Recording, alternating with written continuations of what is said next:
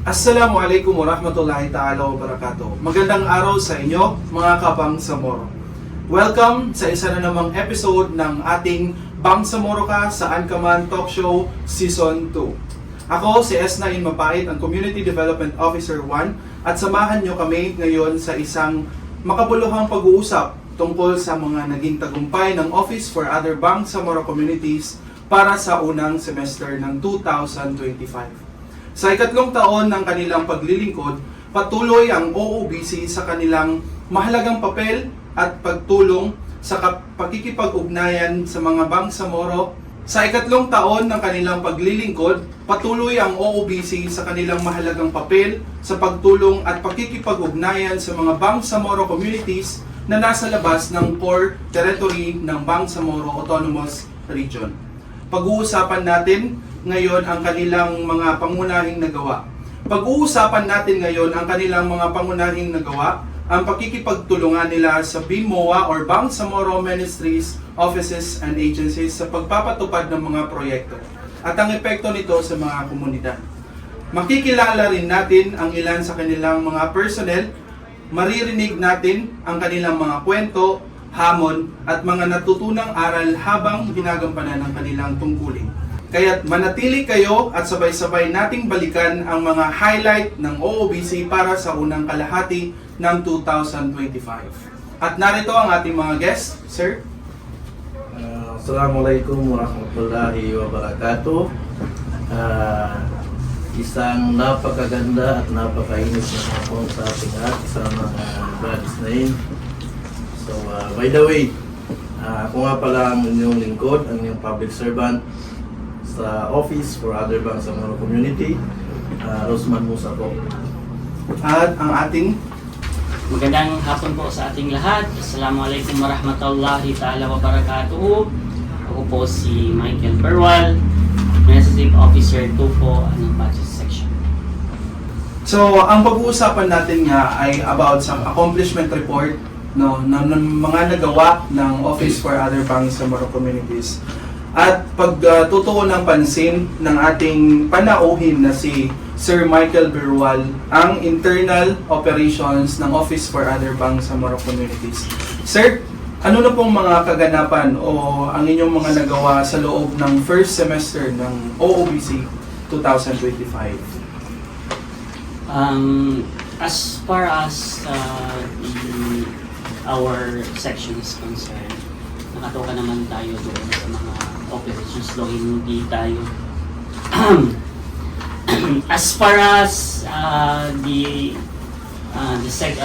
budget section is concerned, nakatoka rin naman po tayo doon sa mga nakikita natin yung mga targets doon sa working financial plan po ng opisina.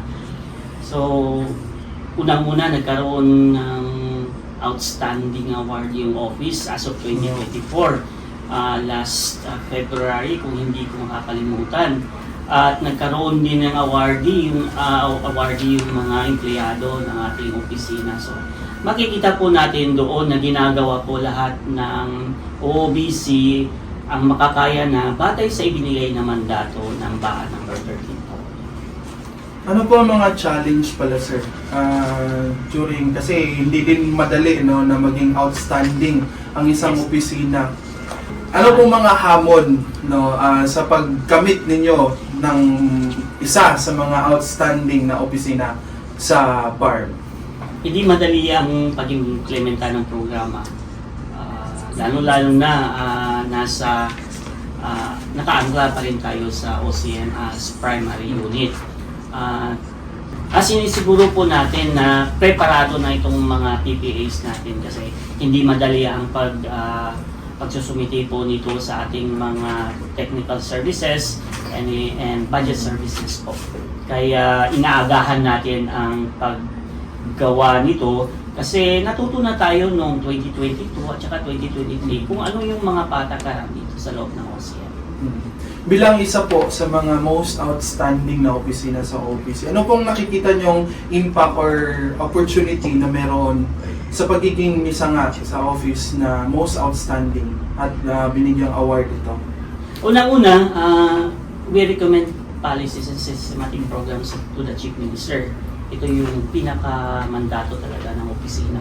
Ginagawa po ito ni OOBC sa pamamagitan ng unang functions nito, itong gather information. So ito yung nagkaroon tayo ng isang programa na OBC Mana or other Bangsamoro Communities Mapping and Needs Assessment, at itong pre-OBC Mana kung saan kino-coordinate po natin lahat ang mga NGAs, National Government Agencies, local government units at mga stakeholders po natin, lalo-lalo na mga key leaders po at mga CSOs na Bangsamoro sa labas ng bar.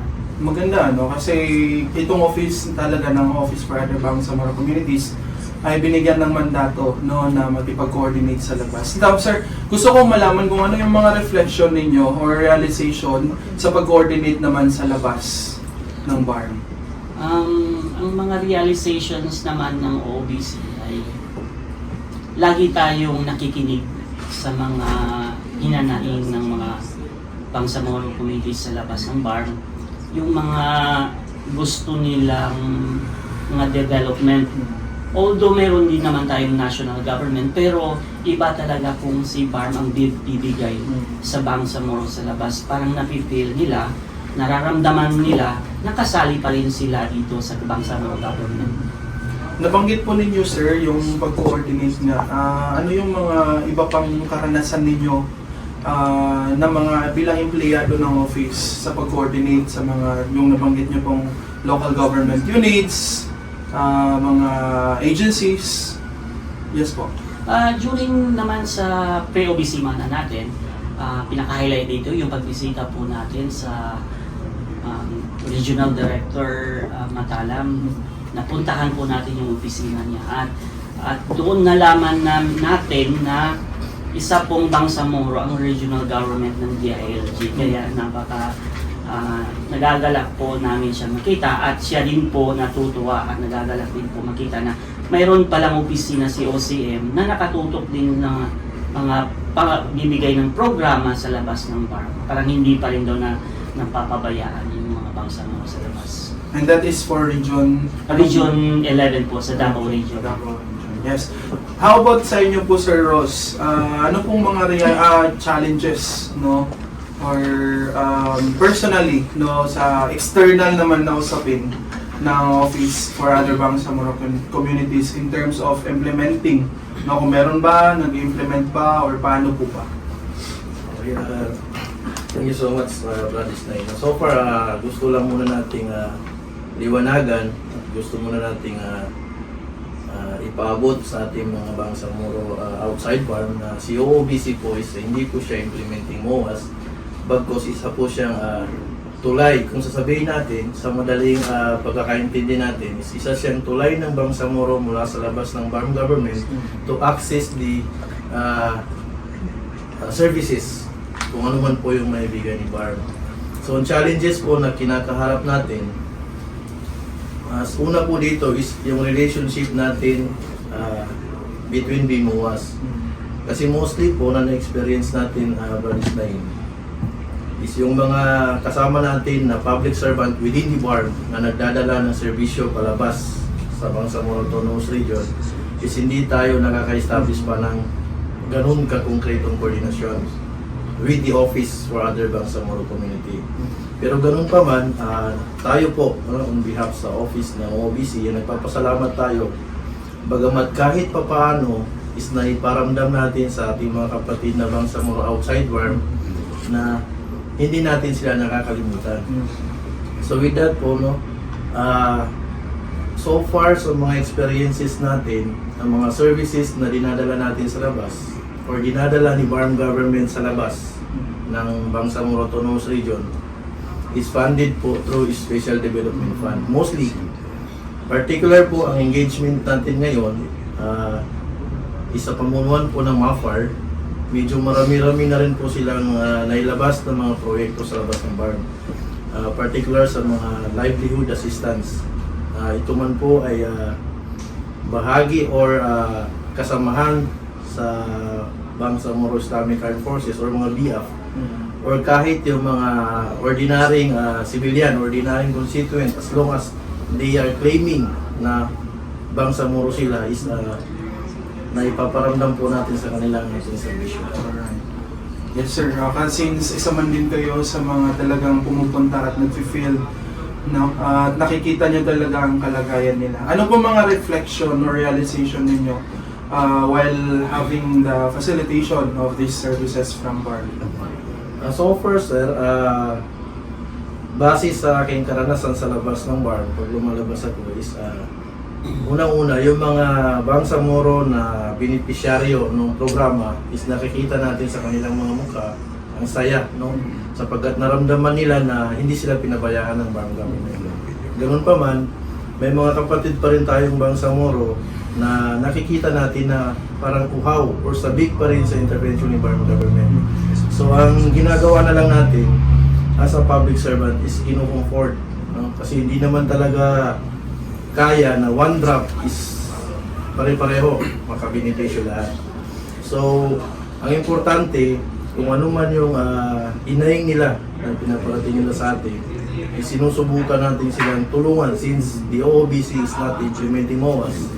Sinusubukan natin silang tulungan at ma-endorso kung saan ministry sila naaangkop na mabigyan ng servisyo. Maaari po ba kayo makapagbigay ng isang example sir na na-facilitate na ng Office for Other Bangsamoro Communities? Yes po. So far, ang unang engagement natin sa Ministry of Agriculture, Fisheries and Agrarian Reform is Zamboanga. Particular po sa Kumalarang. Kung hindi ako nagkakamali, Sir Kel. Yes po. Kung hindi ako nagkakamali, under po ito sa 113 Base Command kung ang pag-uusapan natin is military. Pero kung pag-uusapan natin is yung conversion, no, ang alam ko, ang beneficiaryo mismo is tinawag nilang 113th Agri Marketing Cooperative. Under po ito sa kay Sir Suhaib Idris. May mga intervention po tayo doon na tayo yung nag-facilitate although hindi tayo nag-implement. Kasi si MAFR po ang implementing MOAS. So may mga livelihood assistance po tayong binigay mula kay BARM government, funded by SDF, na nakita natin na masyado sila nangangailangan ng mga ganong equipment kung equipment yung pag-usapan. Another thing po na nakita natin is sa area ng South Cotabato. May mga intervention din po ang BARM government sa outside core, kagaya ng South Cotabato. Meron din po sa Mati. Actually last week, galing po kami ng Tarragona para tignan yung progress activity doon sa construction ng kanilang poultry house sa Tarragona. So, ang proyektong yun po ay inaasahan natin na magkakaroon ng malaking impact, no? Particular sa economic ng mga beneficiary po ng ating mga kapatid na Bangsamoro sa Tarragona. Ang galing, ang ganda. Ang masasabi kong isang mabisang paraan talaga na magpunta sa field, no? Kasi nakikita ng office or ng empleyado or ng gobyerno kung anong sitwasyon talaga. Now sir, Michael, balikan po natin yung nasabi niyo pong ang OOBC ay under pa rin sa OCM. Matanong ko lang po, paano po yung, kasi ang Office for Other Bangsamoro Communities ay sa labas talaga yung pinupuntahan. Now, how about po yung, kasi ang pinag-usapan po natin is internal, no, sa office. Paano po kayo lumalabas? Ano po mga sistema? Ano po yung mga challenge? At ano yung ginagawa ng office para may paabot or makasama regarding nga doon sa monitoring and evaluation? Maraming salamat sa tanong. Sir, regarding naman dyan po sa implementation po ng programs, projects, and service activities po ng OOBC, may mga attachments yan na dapat nating pagtuunan ng pansin. Halimbawa dito, although natapos na natin ang financial plan natin po with budgetary requirements na po yan, mayroon pong mga processes si OCM. Meron po tayong finance and management service at meron din po tayong technical management service under Office of the Chief Minister. Sila po yung mga nagre-review lahat po ng mga proposals natin when it comes to technical and budgetary requirements po ng ating projects, programs, and activities. Like for instance po ni Sir Ross, ay yung paglabas po nila sa labas ng BARM. Yan po ay nakaangkla po sa ating isang under po sa core functions ng OBC ang facilitations of the BMOA's activities outside BARM. Yan po yung included po yan lahat ng mga activities ni BARM sa labas. Kapag lalabas po si OBC, meron po tayong hindi po ito kumbaga agad-agad ikakasyad ba mo? Wala po. Wala pong ganun sa OBC dahil when it comes to OCM, hindi po pinapayagan ng mga ganun mga transactions. Bali, ang ginagawa po doon ay service muna bago mabibigyan ng anuman yung mga nagiging expenses po ng office. Maaari niyo po bang palawakin kung ano po yung ibig sabihin niyo sa service muna? Yes po. Sa sinabi ko pong service muna ay ang opisina po ay ginagawa niya po yung mga initiatives, kumbaga sa ating mga suppliers, pinapaliwanag po natin ang mga processes po dito kay OCM na dumadaan po sa matinding scrutiny, parang chine-check po lahat. Kaya po minsan natatagalan, although natatagalan, pero dumadaan sa matinding proseso ang lahat ng mga transactions dito sa OCM. So I got the point ng mga kabangsamoro, ang Office for Other Bangsamoro Communities are not or is not an implementing office, rather it's tulay, no? Ika nga ng ating isa sa panauhin na si Sir Ross, at hindi agad-agad na napupuntahan or nagkakaroon ng isang programa kung hindi ayon naman sa kanilang work and financial plan.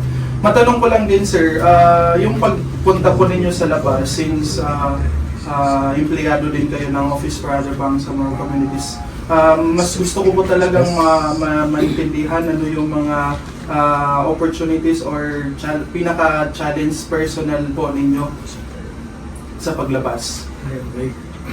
Actually, Brother Snain, ang isa sa challenges natin, una is yung preparation. Of course, from the preparation, magkakaroon tayong challenges kasi supposedly, bago lalabas is magkakaroon ng planning. Planuhin muna kung paano ba yung magiging activity doon. At least hindi tayo pagdating sa field, hindi magkabuwara ba na ano ba yung ginawang magpintura niya. So since sometimes yung mga invitation natin galing sa ibang ministry, kasi nga, kagaya ng sabi ni Sir Kay kanina, ang ginagawa ni OBC ay may proseso, dumadaan sa proseso. Gustuin man natin maglabas ng intervention or technical assistance or facilitation sa labas, kung walang request ang implementing MOAS is mahihirapan pa rin po tayo. So sa case namin, particular sa SDF, ang ginagawa ng implementing MOAS, nagsisend sila ng invitation sa OBC na may gagawin or may gaganapin na isang monitoring activities o isang turnover activities sa isang lugar. After that, saka magde-decide ang opisina kung sino yung hindi ko kasama. So sa section po natin dito sa OBC, since isa po tayo sa pansamantalang inatasan sa monitoring and evaluation, every time na may lumalabas or may activity outside BARM, isa po tayo sa pinapadala. So yun nga po, kagaya ng sabi ko kanina, aside from preparation, ang isa rin sa nagiging problema natin sa field is ang coordination. Kasi supposedly, ang mandate po ni OBC is facilitation and coordination. Pero since yung project sometimes is nandun na, ito turnover na lang. Kasi supposedly, ang coordination, nangyayari yan siya prior for the implementation of the intervention. So nangyayari, since nandun na yung project, approved na for implementation na lang, ang nangyayari na lang is pinafacilitate na lang ni OBC yung awarding or yung monitoring ng project. Nag-assume na lang tayo na si implementing MOAS is nag-conduct siya ng coordination sa local government unit kung saan ini-implement yung project. Alhamdulillah, wala pa naman tayong na-experience na nagkaroon ng harang mentality ang isang LGU sa labas ng BARM na nag-react siya na negative way na sasabihin niya na how come na nag-implement kayo na hindi namin alam. So therefore, lahat ng projects na nilalabas natin outside BARM is properly coordinated and facilitated po ng Office for Other Bangsamoro.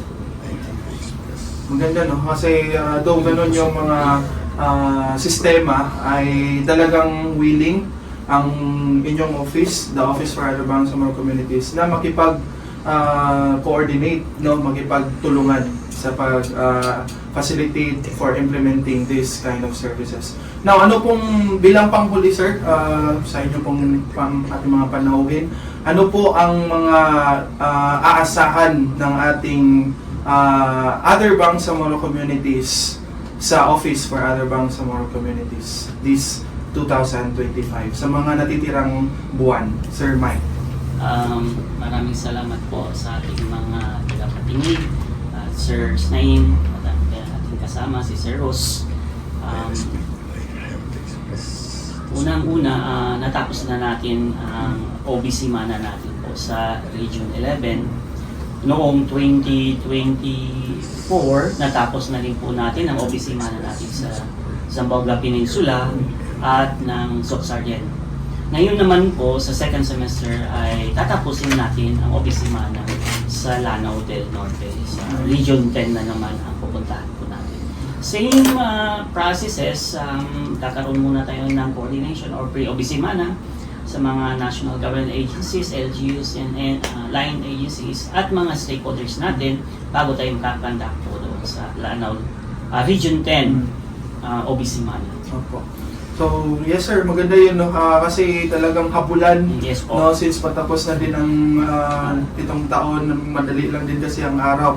Ano pong mga gusto ninyong mensahe na maiparating sa ating Other Bangsamoro Communities since nailakad nyo po, no, nabanggit nyo ang Region 10, the Northern Mindanao na isa sa pupuntahan ng inyong opisina? Sa ating mga kabangsamoro po sa Region 10, alhamdulillah po, ikakandak po natin ng maaga. Sisikapin po natin na makandak po ito sa naayon sa timeline po ng OOBC kasi alam natin na malapit na rin ang election dito sa BARM. So hahabulin po natin yan before po doon naabutan tayo ng kung ano man yung mga patakaran ng COMELEC. Alright. So, makikita natin, no, sa kanila pa lang sa ating mga panahon na grabe yung trabaho na hinahabol talaga ng Office for Other Bangsamoro Communities. Alam naman natin talaga sa isang opisina, lalo't gobyerno, ang lumalakad or nagpapatakbo nito ay talagang dumadaan sa masugi or pinaka-technical na proseso. Now, Sir Ross, ano pong may bahagi or ano pong mensahe bilang panghuli sa ating mga nanonood ng ating talkshow? So, thank you, Brother Isnain. No? Una po siguro is ating pasalamatan yung line agencies, yung ibang ministry na nakakasama natin sa mga activity natin sa labas ng BARM. Pangalawa, gusto ko na rin pong samantalahin ang pagkakataon na mabigyan linaw, no, yung issue. Kasi may issue po na naririnig tayo sa ground na regarding po sa submission ng project proposal.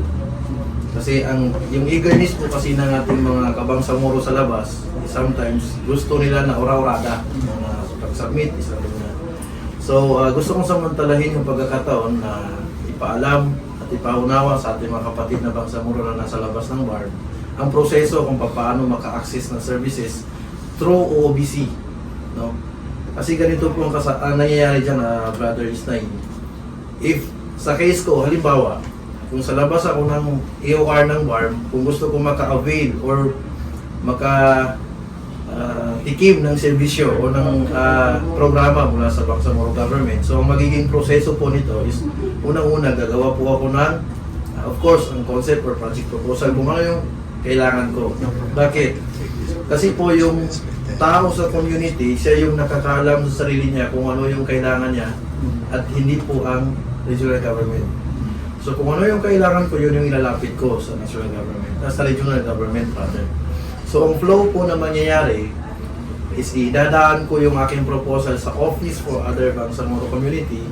Then sila po ang mag-i-endorse kung saang ministry na angkop or kung anong office ang may hawak ng ganong klaseng programa. So, ganun po yung flow. Ganun po yung takbo nung intervention bago darating sa atin. After that, hindi po ibig sabihin na pag nasubmit natin yung project proposal natin is approved na. Regarding naman po doon sa issue ng approval, ang may mandatory lang po na magsasabi kung ito bang proposal na ito ay approved or denied is yung implementing MUAS. Kung ano yung opisina na mag-implementa ng project na yun. Ang halimbawa po nito, kung ang gusto mong project or proyekto is livelihood assistance, idadaan mo yan sa OBC yung proposal mo, then i-endorse ni OBC yung proposal, papunta po sa Ministry of Agriculture kasi mandato po nila yun na-implement. Pagdating po doon, ang natitira na lang na mandato ni OBC is pag-follow up. Regarding po doon sa approval ng proposal natin, is hindi po natin hawak. Ang nakakaalam po noon is ang ministry na mag-implement. But I assure you, mga kabangsamoro, na hindi ibig sabihin na hindi na-approve yung proposal natin this 2025 is wala nang pag-asa. Kasi sometimes, ang nangyayari dito is nagkakaubusan tayo ng pondo. Yung proposal natin sa 2025 is napupunduan pa siya sa 2026. Kasi nga po, sa dami ba naman ng ini-entertain ng Bangsamoro government, is sometimes hindi niya kayang pagsabayin lahat-lahat. Pero sinisikap naman ng pamunuan ng Bangsamoro government na masolusyonan or mabigyan ng angkop na serbisyo ang bawat Bangsamoro. Ito man po ay sa loob or sa labas po ng ating Bangsamoro Government Court. Yes. Thank you, Sir Ross. No? Siguro last question na lang, Sir. Meron bang specific na template or sinusunod tayo basihan sa paggawa nitong proposal or ano po? So far, ang proposal naman po ng government is meron po yan silang standard ng proposal. Mostly, na-experience natin is hindi nagkakaroon ng problema doon sa proposal. Hindi yun yung nagiging reason kung bakit matagal siyang ma-approve or hindi na-approve yung proposal. Bagkus, ang kailangan po dito is yung documents, yung attachment documents. Regarding po doon sa kung ano yung template or format ng proposal, so wala pong problema doon. Importante, detalyado. Ang problema po na kinakaharap natin, sometimes, masyado tayo mag-resibo to approve kung ano ba yung nangyari sa proposal na approve ba. Samantalang wala tayong sapat na mga attachment na dokumento. Ang halimbawa po nito, halimbawa gusto mo ng project, isang concrete or infra na project. Natural, pag mag-propose ka ng infra, ang kailangan mo dyan lupa. So magkakaroon ka muna ng deed of donation. Magdodonate ka muna ng lupa kung saan mo itatayo. Isa yon. Na doon pala sa lupa, may issue na yun. Kasi dapat may title. Hindi ka naman pwede mag-donate ng lupa na hindi ka titulado. Pangalawa, sa DED, yung tinatawag ng Detailed Engineering Design. Dapat meron po tayo ngayon. Dapat kompleto po siya. Pero sa mga experience natin dito, since we are Bangsamoro public servant, kung sakali man po na nagkukulang, halimbawa lang, kung nagkukulang man po ng mga ganong documents, may ibang agency naman po na willing tumulong or willing mag-assist kung paano siya ma-provide yung documents na maliban lang po doon sa DOD kasi ang donation is lupa po ang pinag-usapan dyan, wala ministry na mag-donate. Pero regarding doon sa technical assistance, may mga ministry naman po na willing silang tumulong or magbigay ng technical assistance doon sa beneficiary to provide kung ano man yung lack na documents ng kanilang proposal. Alright. So yun, maraming salamat sa ating mga panauhin. Sir Ross ng Office for Other Bangsamoro Communities at si Sir Michael ng OOBC. Ayan, so sa mga kabangsamoro na nanonood nitong ating talk show, meron po tayong mga tinanong no, sa ating mga panauhin and meron din po tayong pa-Gcash. Ayan, so medyo seryoso po ang ating napag-usapan, napag-usapan no? Pero ang Office for Other Bangsamoro Communities ay magbibigay ng pa-Gcash doon sa katanungan na meron bang specific na template at i-message po ang ating Office for Other Bangsamoro Communities sa kanilang official Facebook page no kung ano yung mga sinagot ng ating panauhin na si Sir Ross para kung malaman din ng ating office no ng OOBC kung talaga bang nakinig at naisapuso natin ang ating usapin.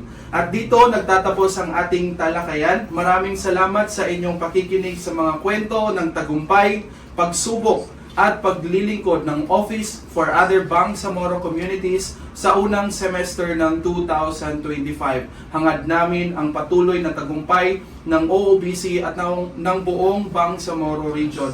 Muli sa aming Executive Director na si Professor Nuron Esendan, kami po ay nagpapasalamat. At muli ako po si S9 Katong Mapait, ang inyong Community Development Officer. Hanggang sa muli ng pagkikita dito sa Bangsamoro Ka, Saan Ka Man Talk Show Season 2. Ayan mga kabangsamoro, abangan po ninyo sa dulo ng ating episode na ito at may pa-Gcash po tayo. At dyan nagtatapos ang ating special episode sa Bangsamoro Ka, Saan Ka Man Talk Show.